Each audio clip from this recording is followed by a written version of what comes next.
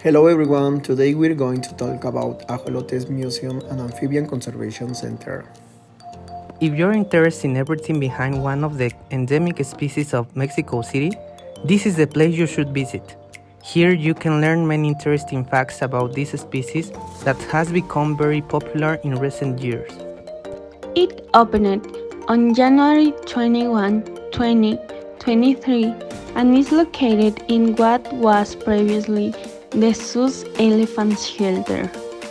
The center supports education, research, and conservation, has exhibition rooms, workshops for children, 4 laboratories for the study and reproduction of these organisms, and a wetland that recreates the environment of Xochimilco lakes.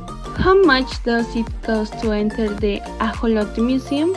The schedule is from 10 a.m. to 3:30 p.m. and the entry of this area of the zoo is free, as is included with entry to the rest of the zoo. For better service, there is a maximum capacity of 20 to 30 people who enter every 10 or 20 minutes.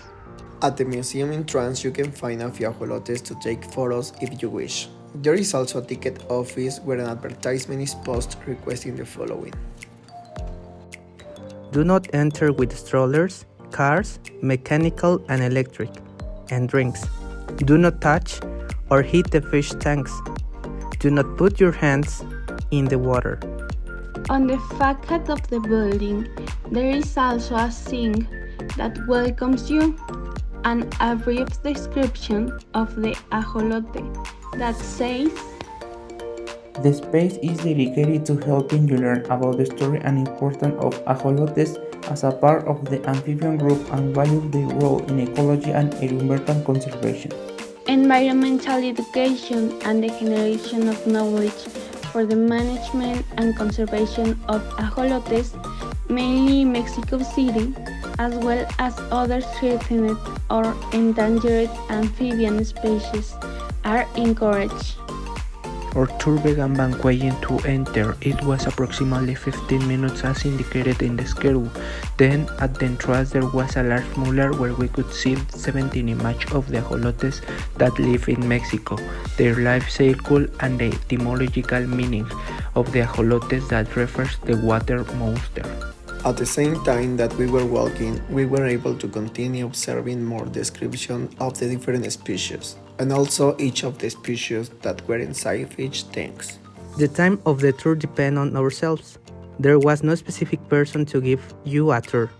You could tour the place without needing someone else. There was a part in the Axolotl Museum where a person, a man, explained a little more about axolotls and allowed us to do an interactive test of what it would be like if we touched a real axolotl. On the second floor, there is a laboratory where only authorized personnel have access to enter, because that is where the production of the species is studied, analyzed, and worked.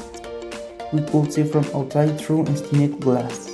In the laboratory, different scientific simulations of the species are carried out, including from the habitat, the conditions that can most benefit the sustainable development of the axolotls are studied. There is also a study by age range of axolotls that range from weeks to a few months and even years. In each fish tank, they are divided by age ranges, and this helps science to carry out studies according to their development at each stage of their lives. In the last part of the laboratory, you can also see a hatchery that includes everything from worms to sea fleas, in which scientists carry out feeding tests for the axolotls. When we got down from the laboratory, going toward the exit, we find a path where we can see what the natural habitat of the axolotl could be like. Along the way, we find ponds where we can see beautiful species from turtles, carp, and different species of fish. Without a doubt, it's a nice memory to the view, and it's ideal to end the tour of the axolotarium. Leaving the museum, you can find souvenirs and you can also find very good panoramic views for photos and have a good memory of the occasion. The experience at the end of the tour leaves you shocked with all the diversity that you can find inside the museum, from its feeding process, genetic development, habitats, and everything that we didn't know but that we can learn about there. This museum is a perfect opportunity to learn more about these species. If you like the life of these living beings, we highly recommend going to the museum.